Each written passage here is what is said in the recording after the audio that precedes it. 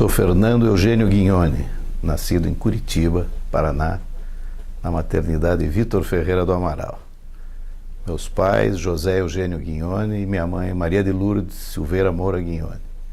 Meu pai, livreiro de profissão a vida inteira, um sujeito que dedicou toda a sua vida a difundir o hábito da leitura na nossa cidade, no nosso país.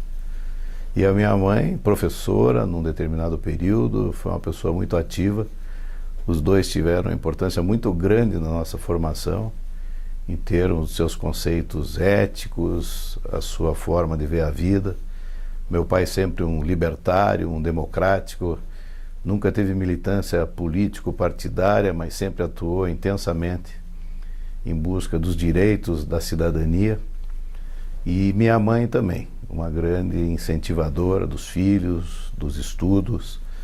Ela foi uma pessoa muito criativa durante o nosso período de infância. Ela teve jardim de infância, academia de ginástica. Ela sempre foi uma pessoa que a gente costumava até brincar que ela tinha os dedos ligados numa tomada de 220 volts. E nesse momento que eu estou falando, ela está lá com seus 87 anos e ainda muito dinâmica. Meu pai, infelizmente, faleceu esse ano, aos 94 anos de idade. Teve uma vida intelectual muito intensa. Eu acho que ele foi responsável pela formação de muitos leitores nesse país. Teve trabalhos inéditos na sua empresa, na formação de leitores, em momentos onde não tínhamos a riqueza hoje dos canais de mídia eletrônica, de comunicação. Ele conseguiu atingir o país inteiro com um jornalzinho que ele tinha, bibliográfico, chamado Biblion. Então, o Biblion foi, assim, um instrumento de penetração em todas as cidades do Brasil, por menor que fosse, porque, lamentavelmente, até hoje, nos dias que ainda falamos aqui, o Brasil ainda é um país carente de livrarias, né? Poucas são as livrarias do nosso país e a imensa maioria delas localizadas nas grandes cidades, né? A gente não precisa nem ir longe, mesmo aqui na nossa área metropolitana de Curitiba, se nós afastarmos um pouco, nós vamos ter o desprazer de constatar que não existem livrarias, né? Pequenos pontos de venda de publicações, normalmente revistas. Meus avós paternos, João Guignoni, que foi um homem dedicado uma vida inteira também ao mercado editorial e livreiro, mas acima de tudo dedicado à questão do espiritismo, foi presidente da Federação Espírita do Paraná por muitos e muitos anos, deixou uma obra espetacular, foi responsável na época pela criação do Colégio Lins de Vasconcelos, pelo Hospital Psiquiátrico do Bom Retiro, pelo Laricleia, pelo albergue noturno, enfim, foi uma pessoa que se dedicou, morreu aos 89 anos de idade, e a vida inteira dedicado sempre àquelas pessoas que tiveram menos possibilidades na vida. A minha avó paterna, Itália Guignoni, eu conheci pouco, porque ela morreu quando eu tinha 12 anos, mas eu tenho uma imagem fantástica dela, que ela era aquela mulher que controlava uma família inteira, uma matriarca autêntica, né? A figura dela era uma esfinge, uma pessoa generosa, carinhosa com seus netos e com seus filhos. E a gente tinha, então, uma proximidade muito grande, especialmente nos encontros de família. E o Natal sempre era uma data muito marcante, que ela sempre fazia a exigência que todos os filhos, os netos, e eu acho que ela não chegou a conhecer bisnetos porque faleceu muito cedo. E do lado materno, o meu avô, Euclides Moura, foi um homem espetacular, foi meu companheiraço, e dele surgiu até a minha paixão pelo Curitiba Futebol Clube, porque, curiosamente, meu pai é atleticano, né, chegou até a jogar no Atlético, mas o meu avô era meu companheiro de todo final de semana, né, e até hoje eu traço um pouco esse retrato, porque eu tenho o mesmo comportamento que ele teve comigo, com os meus netos, aquele prazer da gente estar caminhando junto, conversando, participando das coisas todas. E esse meu avô, a vida inteira, naquela época chamava-se guarda-livros, ele dedicou uma vida dele inteira à família Guelma, Móveis Guelma, que hoje também já não existe mais em Curitiba, e éramos quase famílias irmãs. A minha avó, aquela mulher tipicamente dona de casa, religiosa, católica, fervorosa, de não perder missa, mas também uma figura alegre, muito comunicativa, gostava demais de cozinhar, então as nossas recordações gastronômicas da época dela são sempre muito ricas. E a gente sempre costumava brincar que nos grandes eventos todo mundo levava pratos super sofisticados. Mas o que valia sempre era o macarrão com molho ferrugem dela, que era uma coisa curiosa, né? Que até hoje os netos se lembram daquilo. A minha infância foi uma infância muito rica, né? Uma infância diferente, uma infância que não existia violência. Eu já desde o jardim de infância, que eu estudei no grupo escolar Júlia Vanderlei, e pré-primário, nós íamos a pé. Eu morava na rua Presidente Toné, ali próximo da Praça Espanha, mas era comum que ninguém se preocupasse com isso. Aquele grupo de alunos marchava a pé, o grupo muito próximo de casa, os pais não tinham essa preocupação que hoje todos nós temos com nossos filhos, os nossos netos saem de casa. Então, os primeiros estudos meus, comecei lá no grupo Júlia Vanderlei. Curiosidade que até hoje nós somos em 6 amigos que desde o jardim de infância até o curso científico estudamos juntos, né? Foram muitos anos. Então eu me lembro bem de todos, né? O Romeu, o Carlos Guilherme Busch, o João Zagonel, o Elcio, o Jorge Sampou. E foram pessoas que fizeram parte da nossa vida e continuam fazendo até hoje. As famílias ainda continuam amigas também.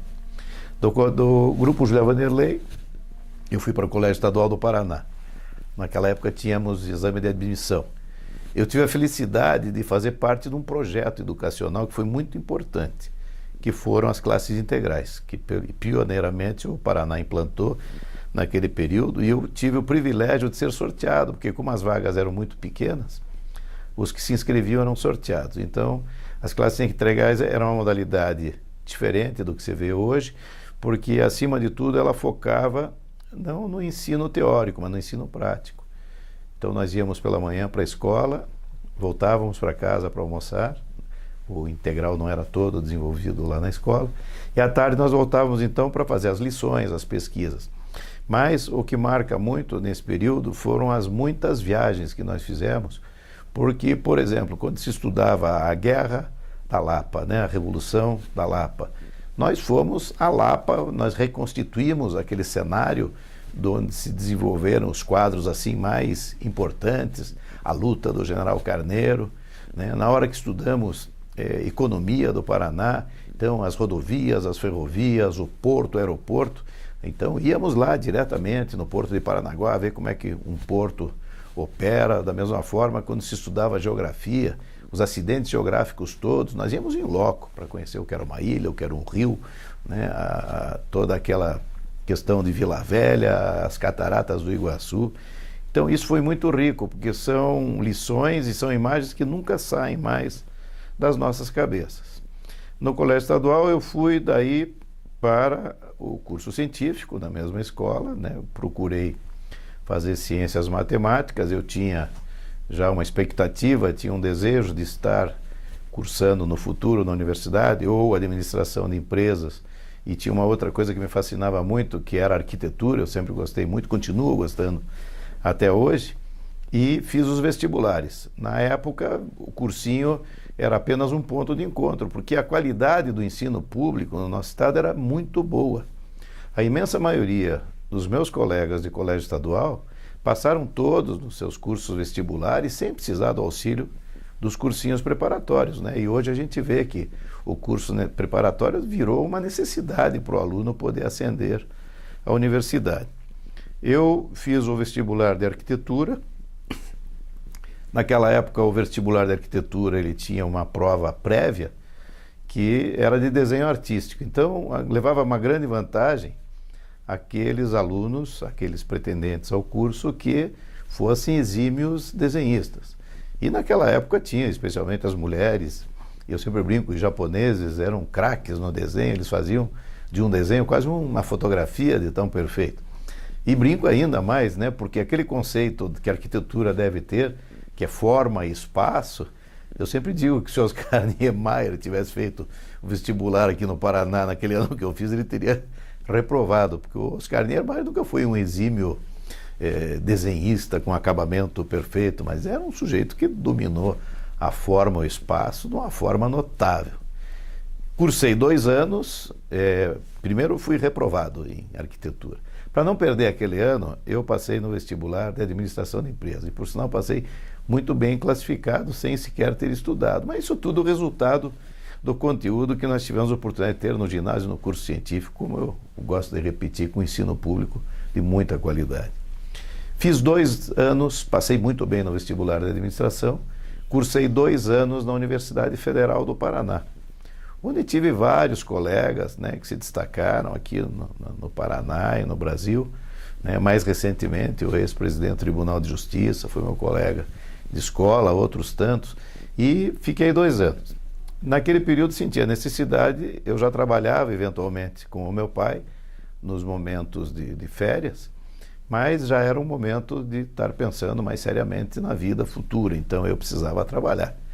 Daí então pedi a minha transferência para a Faculdade de Administração de Empresas do Colégio Bom Jesus, ali na rua 24 de Maio, e lá eu me formei. Né? Foram mais 2 anos lá, onde eu tive a oportunidade também de ter excepcionais professores, e foi uma faculdade que nos deu muito conteúdo e preparo.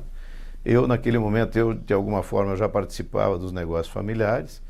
A nossa família, meu avô, fundador, depois meu pai, tinha uma rede de livrarias, tinham também uma distribuidora de revistas.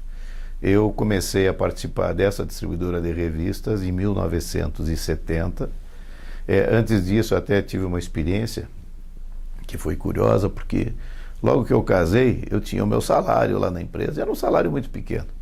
E um dia eu fui pedir aumento de salário para o meu avô, e ele me disse: não, você continua trabalhando, porque o que você ganha, você consegue, se for criativo, sobreviver adequadamente. Mas recém-casado a gente queria mais. Eu falei para ele, então eu vou fazer uma experiência, além do trabalho que eu tenho aqui, ter alguma outra atividade.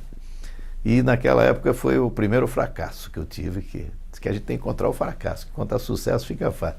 E eu aluguei então uma loja lá na Vila Auer, na rua Marechal Floriano, na esquina com a Frei Henrique de Coimbra. Essa é inesquecível, porque quando a gente leva uma derrota é uma lição para o resto da vida. E eu montei lá então uma revistaria. Mas eu tive a infelicidade, porque ato contínuo, a revistaria estava muito bonita, bem montadinha. Uma semana depois dela montada, a prefeitura foi lá e fechou a rua para fazer o alargamento da Marechal Deodoro, e eu fiquei lá 1 ano e meio comendo poeira, caliça, barulho de máquina, etc. e tal. Obviamente que o negócio foi um fracasso e eu acabei fechando. E curiosamente, um dia passando pelo meu avô, ele me perguntou: e como vai a sua loja? Eu nem tive coragem de responder, porque naquele momento ela estava fechada. Mas me dediquei muito à distribuidora. E a partir de 1970, eu ainda com 20 anos de idade, meu pai entendeu que era hora de substituir um gerente nosso, que ele não gostava do desempenho, e eu assumi. Assumi a distribuidora, um trabalho de responsabilidade para mim. Naquela época, Curitiba já contava com uns 200 jornaleiros, mais ou menos, né, que iam todo dia ali na rua, primeiro na rua Comendador Araújo, esquina com a Brigadeiro Franco, onde tem hoje ali uma sanduicheria, ao lado minha irmã tem uma tabacaria, e também nós nos mudamos em seguida. Tínhamos um terreno ali na Praça Osório, que fazia fundos para Carlos de Carvalho. Então ali foi a hora que efetivamente eu assumi. Nós começamos a crescer bastante naquele período, né? Nós tínhamos as representações de praticamente todas as editoras do Brasil e as locais, né? Ainda lembro assim com bastante satisfação que a grande produto local era a revista TV Programas, do Ribas, né? Que ela trazia naquela época a programação da televisão e vendia bastante em bancas. E eu me esforcei muito para conhecer o mercado distribuidor. E a nossa empresa, ao longo de todos os anos, quase todos os anos ela foi considerada, se não a melhor, sempre entre as 10 melhores do Brasil. Nós fomos pioneiros aqui numa série de inovações na forma de comercializar a revista. Nós fomos pioneiros na venda de revistas em supermercados, nós fomos pioneiros na abertura de panificadoras, de farmácias, enfim, do que nós chamávamos de canais alternativos, porque o canal convencional era a banca de revista. Então, isso tudo foi feito graças a uma boa equipe que tínhamos também, obviamente, com a expertise que meu pai tinha. Nesse período da distribuidora, eu sempre cultivei muito bom relacionamento com os veículos de comunicação social e com a sociedade civil organizada, do modo geral. Então, houve uma participação muito intensa em clubes de serviço, eu fui do Rotary Club, eu fui presidente do Clube dos Diretores Lojistas, procurei sempre participar de todas as formas de associação e, graças a isso, cultivamos, né, um rol muito grande de relacionamento na cidade. Paralelamente à distribuidora, né, ao longo desse período, até por uma própria formação que trazia do meu pai, nessa questão libertária dele, de democracia, nós vivíamos um período de exceção, nós vivíamos um período de ditadura. E eu tinha uma simpatia já muito grande naquele momento pelo MDB. Então eu comecei a participar de reuniões, comecei a participar de campanhas políticas, né? E isso culminou lá em 1978, quando então o senador José Richa foi eleito e já projetou então a sua campanha para o governo do estado em 1982. Eu ajudei a fazer a campanha dele aqui em Curitiba com um pequeno grupo de amigos, né? Porque o Richa era uma pessoa que tinha, apesar dele ter estudado em Curitiba e ter feito política estudantil aqui, mas as origens dele sempre remeteram ao norte do Paraná, onde ele foi prefeito de Londrina, foi um grande prefeito de Londrina, e fomos vitoriosos em 1978, o Richa foi eleito para o Senado, eu não o conhecia pessoalmente. Logo depois da eleição dele, o José Carlos Campos Hidalgo, que é meu tio, me convidou um dia para tomar um café à tarde na casa dele, lá estava o Zé Richa. E ele me disse aquele dia, ele disse: Fernando, o Zé falou de você, que você está interessado em se envolver com as coisas da política, e eu pretendo ser candidato ao governo. E nós estamos formando um núcleo de apoio aqui em Curitiba, para começar a desenvolver ideias, já começar a fazer um plano de governo, fazer um levantamento das grandes demandas da população. E você é um sujeito que eu sei que você é bem relacionado, você é ativo e gosta do que faz. Eu gostaria muito se você pudesse topar essa empreitada. E nós topamos. Então, naquela época, eu, Zé Hidalgo, o Luiz Fernando Araújo Costa, o Wilson Ribeiro, nós começamos um núcleo aqui já preparando a campanha do Zé Richa para o governo do estado. E depois veio a adesão de outros tantos companheiros do próprio partido. E nós tínhamos um adversário na época, que era o deputado, que postulava ao cargo. Mas aqueles 4 anos nós foram tão intensos, com tantas visitas ao interior, aos diretórios, às lideranças, que na hora das convenções o deputado Alencar Furtado viu que ele não teria condições, né, de bater chapa com o Zé Richa na época, que era uma pessoa muito querida, já muito respeitada no Brasil inteiro. Fomos para a eleição de 82, foi uma eleição muito difícil. Eu coordenei a parte de comunicação dele. Naquela época nós tínhamos um time espetacular nesse setor. Lá nós tínhamos o Fábio Campana, o nosso saudoso Jamil Snege, tínhamos lá o Hernani Buchmann, Almir Feijó, Néslio Pinheiro, Pier Máximo Nota, né? Eu tenho até pena e medo aqui de estar omitindo nomes, porque era tanta qualidade, mas tinha o Enio Malheiros, que depois veio a ser secretário da Comunicação Social do Richa. E aquele time foi vitorioso, o Richa foi eleito, e foi curioso, porque no Réveillon naquela época a eleição era 15 de novembro e assumia 15 de março. E no Réveillon naquele ano nós passamos na casa do Luiz Fernando Costa, e entre uma conversa e outra, o Richa virou para o meu pai e perguntou para ele quem que ia ficar no meu lugar na empresa. Meu pai disse: não vai ficar ninguém no lugar dele, vai ficar ele. Por quê? Ele disse: não, eu quero que ele venha para o meu governo. Meu pai disse: não, ele não vai fazer política. E acabou dando o que deu. Eu ajudei a escolher o time que ia compor o governo do Richa, cheguei até a entrevistar alguns possíveis futuros secretários, e um dia eu perguntei para o Richa, falei: escuta, e o secretário da Cultura, quem vai ser? Ele disse: porra, isso eu não escolhi ainda, mas é a escolha minha, essa é a escolha minha. Eu falei: tá bom. E assim foi até a véspera do anúncio do secretariado, né, que foi ali já no início de janeiro de 1983, e enfim, ele não falou quem era o cara da Cultura, me fez uma coletiva para anunciar a equipe. E na hora que eu cheguei, a sede do PMDB era na Vicente Machado, onde é até hoje, e na hora que eu desci do carro, alguém me disse: você já viu aqui quem vai ser o secretário da Cultura, aqui, o Marés? Eu cumprimentei o Marés, falei: parabéns, sucesso para você. Subi as escadarias, estava lá em cima, alguém me disse: viu quem vai ser o secretário da Cultura? Vai ser um deputado de Londrina. Eu falei: puxa, que bom. E sentei lá no auditório, fiquei esperando, né? Daqui a pouco o Richa disse: olha, agora eu vou falar aqui. O último secretário, que eu não anunciei ainda, é o secretário da Cultura, que vai ser o Fernando Guinhoni. Eu quase caí da cadeira, porque não estava nada combinado. E eu também não tinha condições naquele momento de me ausentar da empresa. Nossa empresa era uma empresa pequena, que dependia do trabalho, da cabeça e dos braços, né, de cada um. Mas enfim, deu para dar um jeitinho e pela primeira vez assumi um cargo público.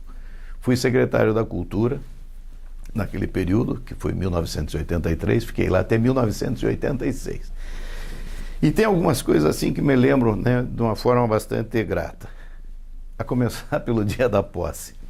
No dia da posse, eu com aquela loucurada toda de montar equipe e pego de surpresa, como eu fui, eu tinha pedido para o Fábio Campani e para o Valmor Marcelino escrever o meu discurso de posse. O secretário que me antecedeu era o Luiz Roberto Soares, que era uma figura fantástica. Por sinal, era um dos grandes clientes da livraria, porque era um sujeito que lia muito. Ele, o Nego Pessoa. E a hora que fomos lá, nós todos no palanque ali da secretaria, no auditório, o Luiz Roberto ao meu lado, eu pego o discurso e quando eu dou uma olhada, era assim uma esculhambação total em cima da gestão que estava deixando a secretaria. Eu falei, pô, não vou agredir o Luiz Roberto aqui. E inexperiente como era, eu sei que talvez tenha sido, eu não me lembro como é que foi, mas o pessoal da plateia depois, até alguns vieram comentar, foi o discurso do Gago, né? Porque você não estava preparado para fazer discurso nenhum.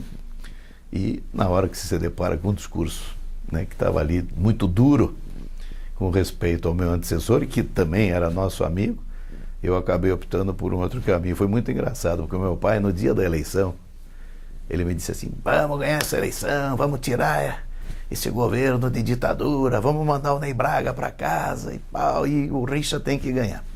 No dia da minha posse, na hora que acabou ali a cerimônia, e meu pai estava presente, junto com a minha mãe, com os meus irmãos, meus familiares, eu fui para o gabinete trabalhar, eram 4 horas da tarde, por aí, mas eu mal tinha sentado no gabinete.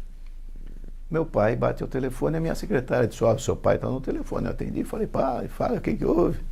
Ele disse, eu só quero saber até quando é que você vai ficar nesse governo. Porque meu pai era um anarquista, né? Ele era um sujeito que sempre foi contra tudo aquilo que dizia respeito ao establishment político. Mas foi uma gestão assim que me deu muita satisfação, porque foi o primeiro desafio público meu. Eu tive a felicidade de ter uma equipe extraordinária.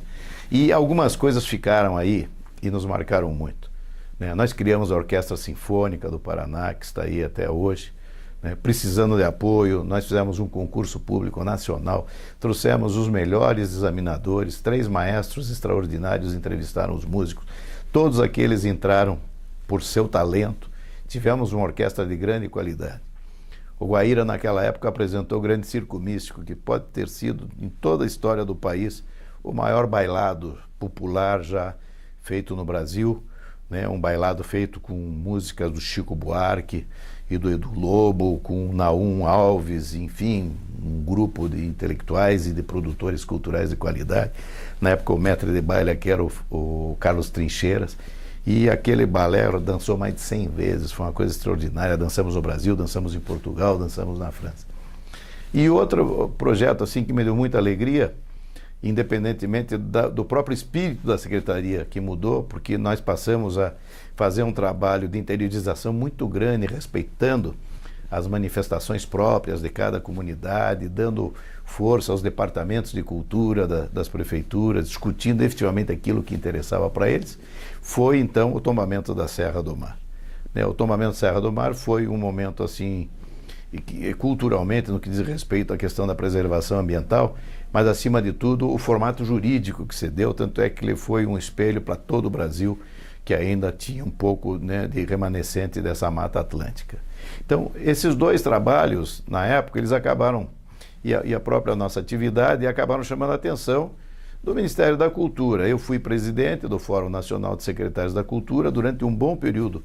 Eu fui o secretário-geral, o presidente era o Zé Aparecido de Oliveira, que era o secretário de Cultura de Minas, mas tínhamos lá Darcy Ribeiro, o Padre Godinho, era um grupo de intelectuais bastante importante.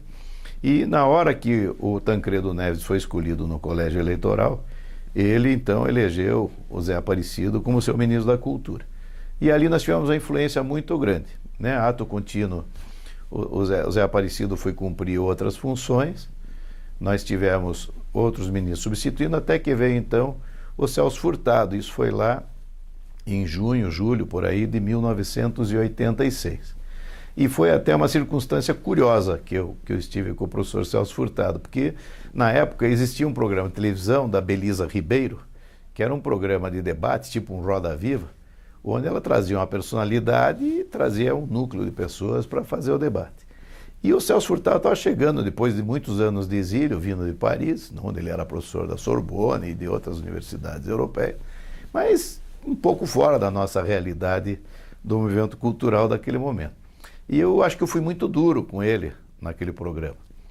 E depois até na saída do programa eu até pedi desculpas, falei, professor, não sei se fui duro. Ele disse, não, você me chamou a atenção para uma série de questões que eu não tinha percebido, até por causa da distância que eu vivi esses anos todos no Brasil. Mas foi muito curioso, porque 2 dias depois eu cheguei aqui, eu contei isso também para a minha equipe, e eles comentaram. Daí bateu o telefone e a minha secretária disse, é o professor Celso Furtado, é o ministro, já era ministro, o ministro Celso Furtado quer falar contigo. E ele me convidou a ir para Brasília. E eu cheguei lá e ele disse, olha, eu tenho um projeto, eu sei que você está saindo do governo, e efetivamente eu estava saindo, porque quando o Richa resolveu sair em meados de 86, eu disse, eu vou sair junto contigo, foi você que me escolheu, eu acho justo que o futuro governador escolha o seu secretário da Cultura, que era o João Elísio Ferraz de Campos. Apesar do João Elísio ter me convidado para continuar, eu achei que valia a pena ele escolher alguém que fosse, né, identificado com ele. E então o professor Celso disse, olha, eu sei que está saindo do governo, eu gostaria que você viesse aqui para Brasília, que eu quero criar uma Secretaria de Assuntos Socioculturais. Socioculturais, porque naquele momento o Brasil estava vivendo uma ebulição de uma quebra grande de paradigmas. Você tinha as mulheres atuando de uma forma mais intensa, os movimentos feministas muito fortes, você tinha os jovens se manifestando, né, o movimento negro, os portadores de deficiência, enfim, a terceira idade. E no fundo, essa Secretaria de Atividades Socioculturais era uma secretaria inclusiva, que ela via a cultura não apenas como a cultura das belas artes, mas a cultura como usos e costumes, né, como processo de vida. E, claro, que incluindo todas essas pessoas que eu acabo de citar. E foi um trabalho bastante interessante. Eu montei aquela secretaria muito rapidamente, eu levei comigo o Magnus, que era o nosso responsável aqui em Curitiba por atendimento a esse setor, e rapidamente nós montamos a secretaria. Eu não me adaptei em Brasília, né? Eu tenho um problema de renite seríssimo, e Brasília é muito seco, então eu sofria demais, né? Até agora está aqui eu mexendo toda hora no nariz, porque o meu nariz está seco. E um dia eu chego para o professor Celso e falei, professor, eu preciso ir embora para Curitiba, porque minha parte aqui está cumprida, o Magnus está pronto para dar sequência no trabalho, eu acho que a minha presença é desnecessária. Ele disse, não, negativo, eu tenho um convite a te fazer, você vai ser presidente da Embrafilme. Eu falei, meu professor, eu não entendo nada de cinema. Ele disse, se entendesse, não seria. Mas você é o único sujeito dentro desse ministério que conhece contabilidade, conhece administração de empresa, sabe ler um balanço. O resto do meu povo aqui, eu tenho poetas, eu tenho jornalistas, eu tenho pintores, eu tenho escritores, enfim, eu tenho toda uma gama de grandes profissionais do setor da produção cultural, mas eu preciso de um administrador porque aquela empresa está falida. Falei, puxa vida, mas eu queria saber mais. Daí ele começou a me contar a história da Embrafilme. Ele disse, olha, eu tenho 3 auditorias que foram feitas, na época, pelas 3 mais importantes empresas de auditoria do Brasil. E eu falei, então, eu só pediria um favor, eu quero que eu trazer lá de Curitiba um grupo de auditores e consultores que já nos prestaram serviço. Eu disse, não, está tranquilo. E na época era uma empresa chamada JSC, que era o Carvalho, o Sérgio Vieira e o Álvaro Cirino, 3 profissionais competentíssimos, e nós ficamos um dia inteiro debruçados em cima daqueles relatórios todos. Eu me lembro que no momento o Carvalho, que hoje já é falecido, disse, Fernando, aceita o desafio, que se você não fizer nada e só fechar a chave do cofre, vai dar certo. Mas nós não fizemos só isso. Aceitamos, eu assumi a Embrafilme em janeiro de 87, fiquei lá até julho de 1986. Mas foi um momento muito rico também. Eu levei uma equipe muito boa, levei o Ivan Ísalo, que era o presidente do Museu da Imagem do Som de São Paulo, e o Afonso Beato, que foi um dos maiores ainda, é um grande fotógrafo de cinema internacional, né? Foi um sujeito que filmou com todos os grandes diretores, e montamos um time muito bom, montamos critérios claros para concessão de dinheiro, pegamos a empresa quebrada, ela devia, ela não tinha créditos, ela tinha títulos protestados, ela tinha uma estrutura de mais de 1000 pessoas, enxugamos para umas 200 pessoas, fechamos sedes que não eram produtivas e botamos para valer o que interessava, que era a produção cinematográfica. No primeiro ano, nós conseguimos pagar as contas e virar o ano até com lucro, porque nós passamos a cobrar a contribuição daqueles que institucionalmente deviam pagar a Embrafilme e não pagavam. E nós tínhamos uma performance internacional muito ruim também. Mas no primeiro ano já nós conseguimos fazer 40 filmes, lançar editais para 40 filmes, que foi um número bastante expressivo, porque ela vinha de produção zero quase. Começamos a participar de uma forma mais intensa do mercado internacional. E uma das questões que mais contribuíram para que a gente tivesse uma performance melhor foi a questão da dublagem dos nossos filmes brasileiros para o espanhol. Numa vez, aqui no Brasil, chega o pessoal de Cuba para um Fest Rio, e o presidente do Instituto Cubano de Cinema, Fernando, você precisa fazer as tuas dublagens em Cuba. Porque enquanto está pagando 60, 70 mil dólares por filme na Colômbia, que o colombiano é considerado o espanhol mais neutro do mundo, eu posso fazer esse mesmo trabalho por 10 mil em Cuba, com os mesmos dubladores colombianos. E eu fiz uma experiência. E de uma forma até certo ponto maldosa, eu dei para eles dublar o primeiro filme, que foi Os Trapalhões no Alto da Compadecida, que é um filme difícil de dublar, porque é um filme de cultura brasileira, regional, com muitas gírias, né, com muitas questões que entram na composição do diálogo, mas eles fizeram um trabalho notável, e eu contratei então a dublagem de 100 filmes. E esses 100 filmes custaram $1 milhão. Foi o primeiro dinheiro que o Brasil trocou com Cuba. Até hoje o Itamaraty me puxa a orelha, porque eu fiz tudo aquilo no peito e na raça, né, sem autorização do governo federal. Fiquei em Cuba quase 20 dias, fechamos todos os acordos, quase fizemos coproduções importantes com Cuba, mas aquele dinheiro foi muito bom para Cuba, porque vivia num momento de penúria financeira, era um momento que a União Soviética estava saindo daquele financiamento diário de Cuba, então qualquer centavo se transformava quase que num milhão. Mas, por outro lado, nós passamos a ter uma performance de venda para o exterior extraordinária. Nós multiplicamos por mais de 100 vezes o nosso faturamento de venda de direitos dos nossos filmes, tanto para a área da exibição nos circuitos de cinema, quanto para a televisão. Na época tinha video home também e outras tantas formas de comercialização. A experiência da Embrafilme durou até 86. Eu saí da Embrafilme em 86, num momento em que o PSDB estava sendo formado. Existia uma dissidência dentro do PMDB e eu fui convidado então para fundar. Eu já tinha uma missão cumprida e deixei a Embrafilme e vim para o Paraná novamente. Daí, com a perspectiva, isso foi em 1986, isso foi em 1988. Então, eu voltei para cá para a gente já preparar então as campanhas eleitorais dos governos do PSDB, então. Formamos partido, era o Richa, era o Scalco, o Denis Schwartz, o Otto Bracarense e tantos outros companheiros. E participamos até a reunião de 90.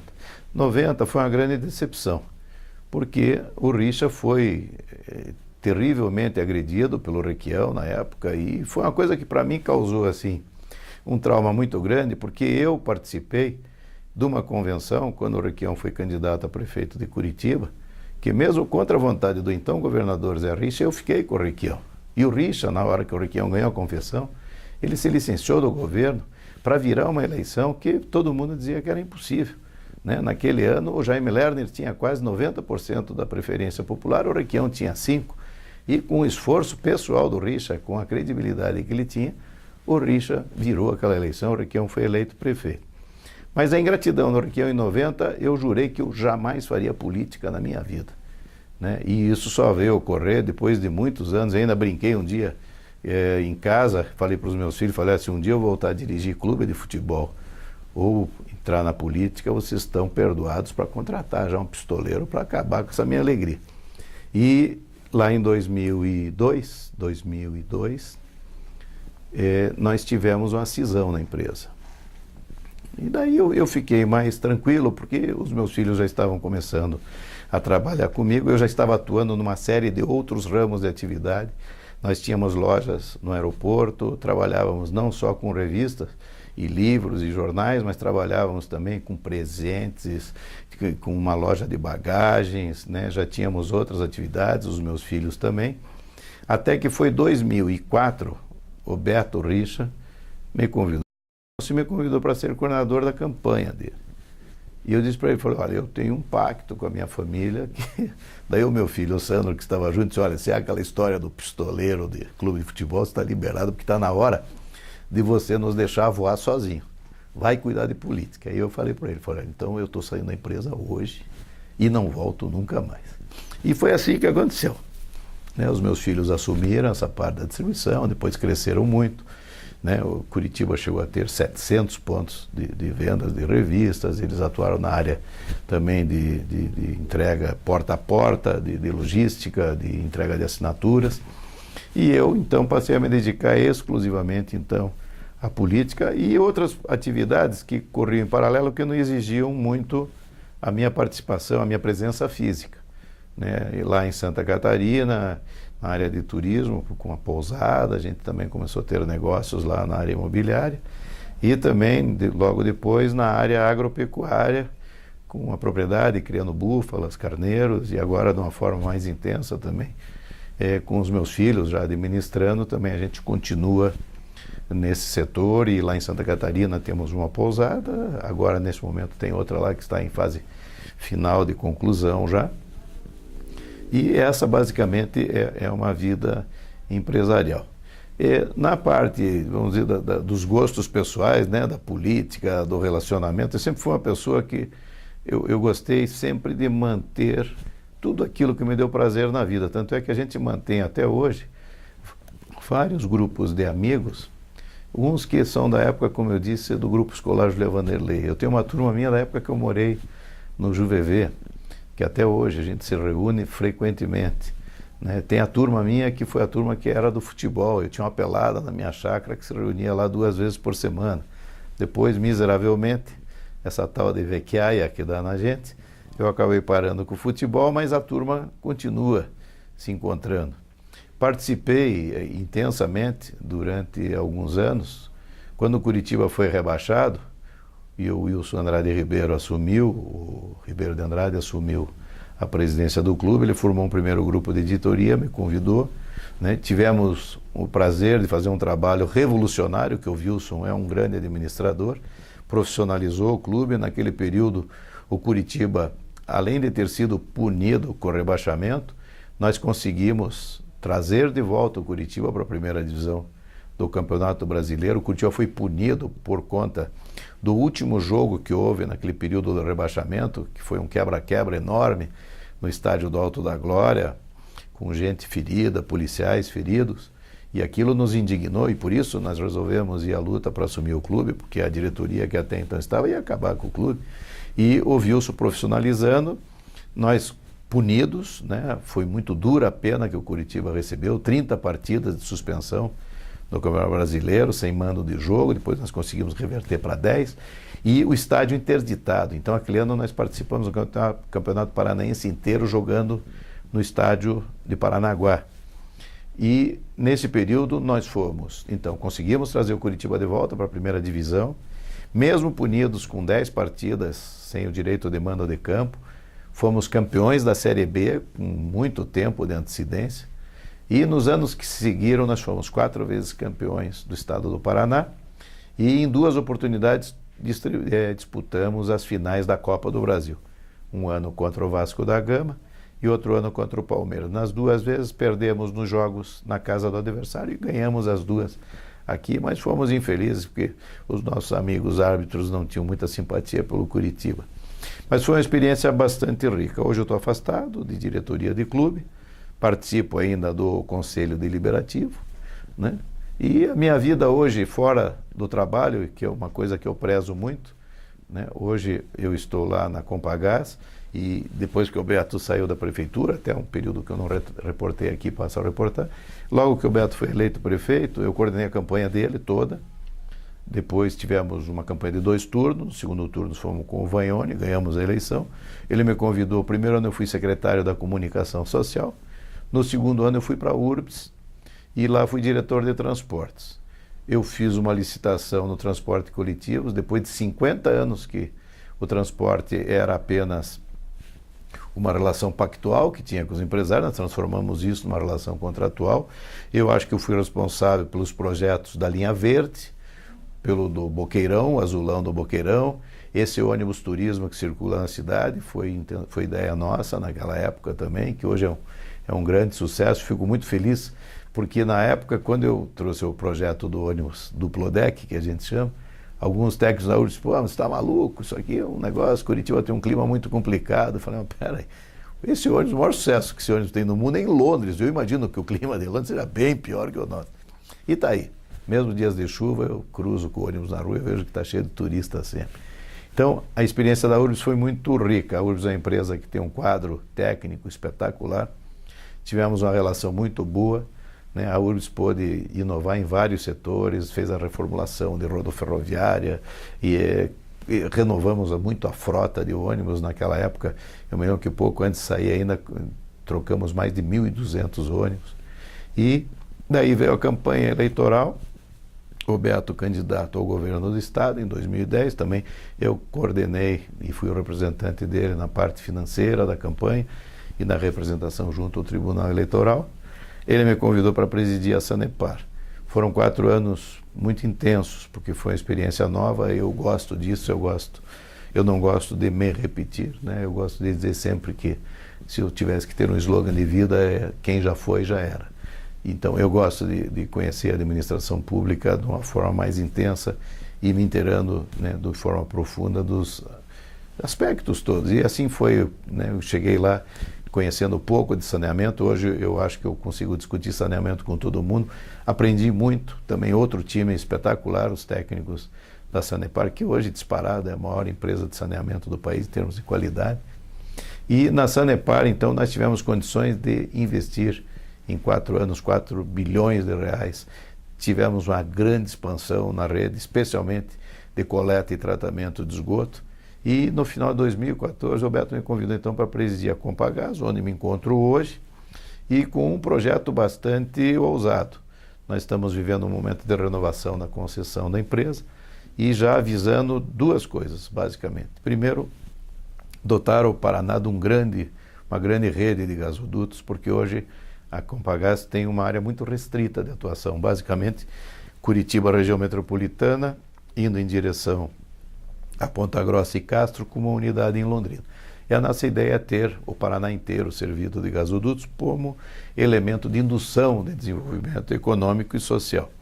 E para isso nós temos um projeto junto com a Copel, que já está em fase bastante adiantada, que é a nossa autonomia no que diz respeito à importação de gás.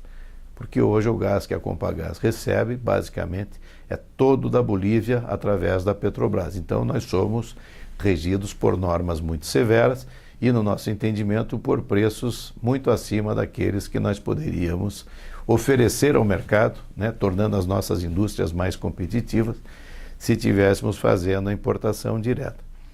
Então está projetado hoje um terminal de recepção dos navios aqui no litoral do Paraná, um grande gasoduto que trará esse gás até a região da Araucária, onde nós temos o nosso Citygate de distribuição, e a partir daí alimentar o projeto da Copel, que é um projeto de instalarmos no Paraná mais 3 termoelétricas. Então isso seria assim um projeto extraordinário que já está bastante avançado.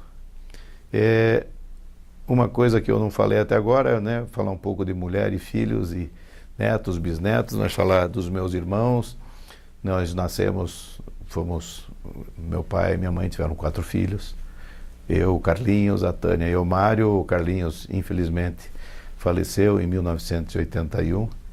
Até ironicamente, hoje eu lidando com gás, ele morreu envenenado, tomando banho naqueles equipamentos antigos de gás, né, que tinham vazamento, etc. e tal.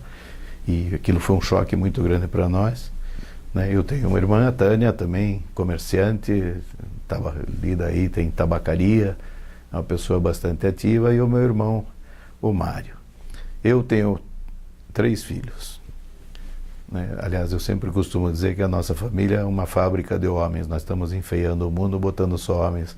As meninas do nosso sonho não vieram nunca. E eu tenho 3 filhos homens. O mais velho, o Luciano. O Luciano é um sujeito extraordinário, é promotor público na Bahia. Hoje ele integra o grupo do GAECO baiano, mas é mestrado em universidades do exterior.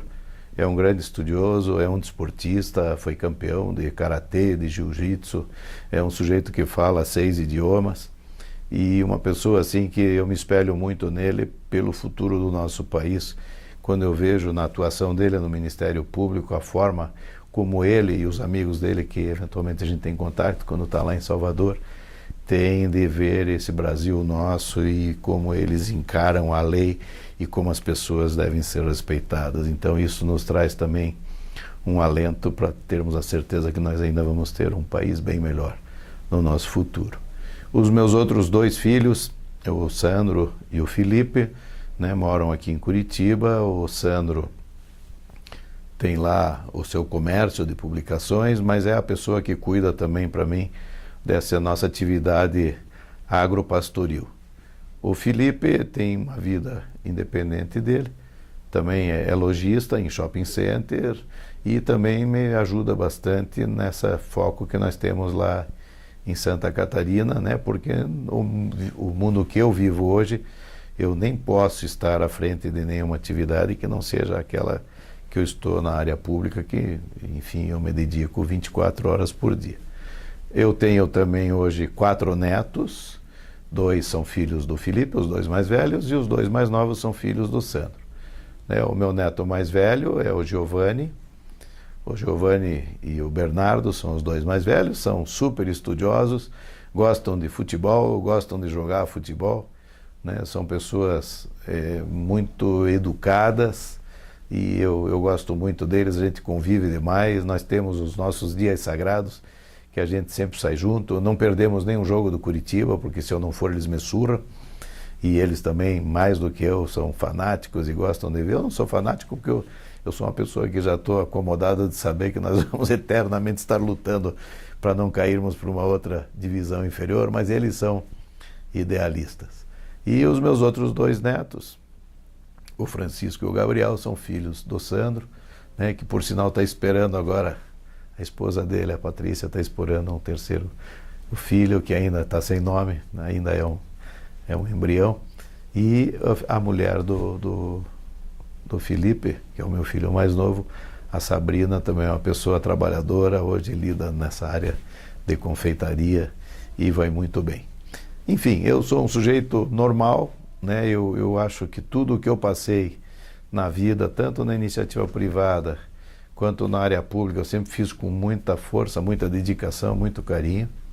Eu sou um sujeito que acredito muito nas pessoas, na forma como elas são, né? No meu papel de condutor, de administrador, eu sempre procurei identificar, acima de tudo, a qualidade das pessoas e posicioná-las nos melhores lugares.